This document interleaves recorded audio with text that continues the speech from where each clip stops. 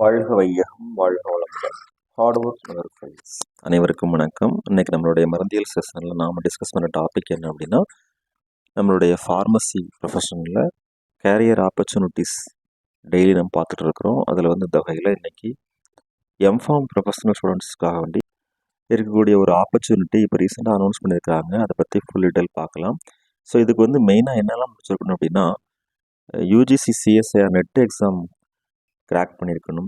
கேட்டு இல்லை ஜிபேட்டு இல்லை DST DBT DI DOS DRD score ஏதாவது ஒன்று நமக்கு வந்து குவாலிஃபை ஆகணும். And secured at least 60% marks during post graduate or PG மட்டும் இல்லாமல் MBBS BDS MBSc MPharma ME MTech degree holders with relevant experience இந்த கேன்சர் ரிசர்ச் இதில் வந்து எலிஜிபிள் கேண்டிடேட்ஸாக இருக்கணும் அப்படின்னு சொல்லியிருக்கிறாங்க. இந்த ஆப்பர்ச்சுனிட்டிக்கு என்ன ஆப்பர்ச்சுனிட்டி, எங்கே ஒர்க் நேச்சர் எல்லாம் பற்றி ஃபுல் டீட்டெயில் பார்க்கலாம். ஃபர்ஸ்ட் ஆஃப் ஆல் இது என்ன ஆப்பர்ச்சுனிட்டினா, MPharm or MSc MTech under ICMR funded project at AIIMS. So all India institute of medical சயின்சஸில் Indian council for medical research funded ப்ராஜெக்டில் சீனியர் ரிசர்ச் ஃபெலோஷிப் போஸ்டிங் தான் இப்போ வந்து announcement கொடுத்துருக்குறாங்க. All India Institute of Medical Sciences, New Delhi, M.Pharm or MSc, M.Tech jobs under the ICMR funded projects. So, நமக்கு தெரியும் All India Institute of Medical Sciences was established as an institute of national importance by an act of Parliament with the objects to develop patterns of teaching in undergraduate and postgraduate medical education in all its branches so as to demonstrate a high standard of medical education in India. So நம்ம கண்ட்ரியில் AIIMS அப்படிங்கிறது parliament act படி நமக்கு ஒரு முக்கியத்துவம் வாய்ந்த ஒரு medical மற்றும் அது சார்ந்த கல்வி மற்றும் சேவைகள் வழங்கக்கூடிய ஒரு நிறுவனமாக இயங்கிட்டு வருது. இதில் வந்து பார்த்தோன்னா UG courses, PG courses, medical education நிறைய பிரான்ச்சஸ் வந்து இதில் இயங்கிக்கிட்டு இருக்குது. To bring together in one place educational facilities of the highest order for the training of personnel in all important branches of health activity and to attain self-sufficiency in postgraduate medical education. So PG education அந்த research மூலமாக நிறைய ரிசர்ச்சர்ஸை அகாடமிஷியனை உருவாக்குறதுல வந்து எய்ம்ஸோட role ரொம்ப ரொம்ப முக்கியத்துவம் வாய்ந்ததாக இருக்குது. இதில் வந்து என்ன போஸ்ட் அப்படின்னா, சீனியர் ரிசர்ச் ஃபெலோஷிப் அந்த போஸ்ட்டு. இதுக்கு தான் நமக்கு அப்ளிகேஷன் கால் பண்ணியிருக்காங்க. Applications are invited for the post of senior research fellow under the ICMR funded project as per the details given below. Title of the project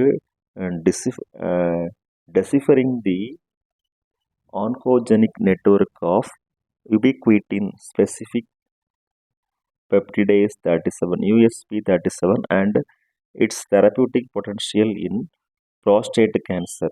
இதனுடைய principal investigator யாருன்னா doctor Mayank Singh, additional professor, department of medical oncology lab, பிரைட்ஸ் AIIMS, New Delhi 110029.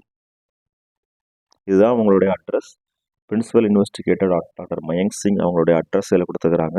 So project duration பார்த்தீங்கன்னா 3 years. Salary as per existing guidelines, consolidated guidelines படி அந்த ப்ராஜெக்டுக்கு வந்து salary கொடுக்குறாங்க. நம்ம essential qualification ஏற்கனவே பார்த்தோம். பிஜி ஆர் எம்எஸ்சி லைசன்ஸ் முடிச்சிருக்கணும், 2 years ஆஃப் ரிசர்ச் எக்ஸ்பீரியன்ஸ் இருக்கணும், biochemistry or biotechnology, immunology, biology இருக்கலாம். அவங்களுடைய குவாலிஃபிகேஷன் வந்து UGC CSIR NET exam crack பண்ணியிருக்கணும். கேட்டு இல்லை ஜிபேட் இல்லை DST or DBT or DIE or DOS or DRD score வச்சுருக்கணும். Secured at least 60% marks during PG or MBBS BDS MBSc MPharm ME MTech அதில் வந்து marks வச்சுருக்கணும். அந்த ஹோல்டர்ஸ்க்கு வந்து கேன்சர் ரிசர்ச்சில் வந்து ஓரளவுக்கு எக்ஸ்பீரியன்ஸ் இருந்தால் ரொம்ப யூஸ்ஃபுல்லாக இருக்கும்னு சொல்லியிருக்கிறாங்க. ஏஜ் லிமிட் பார்த்தோம் அப்படின்னா 35 yearsக்கு கம்மியாக இருக்கணும் on the last date of submission of application. General instruction பார்த்தோம்னா ட்ராவலிங் அலவன்ஸ், டியர்னஸ் அலவன்ஸ் எதுவும் கிடையாது. டியர்னஸ் அலவன்ஸ் டிஏடி எதுவும் கிடையாது. will be paid for appearing in the interview. No other allowance are payable. Sorry, TA DA இல்லாமல் மற்ற allowance கிடையாது சொல்லிக்கிறாங்க. No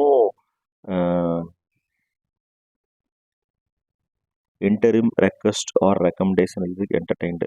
so அதாவது ரெக்கமெண்டேஷன் எதுவுமே கிடையாது. The application should be submit their CV. The applicants should have submitted their CV along with the self-attested testimonials and publications to mayank.osu@gmail.com. Only the shortlisted candidates will be called for an interview.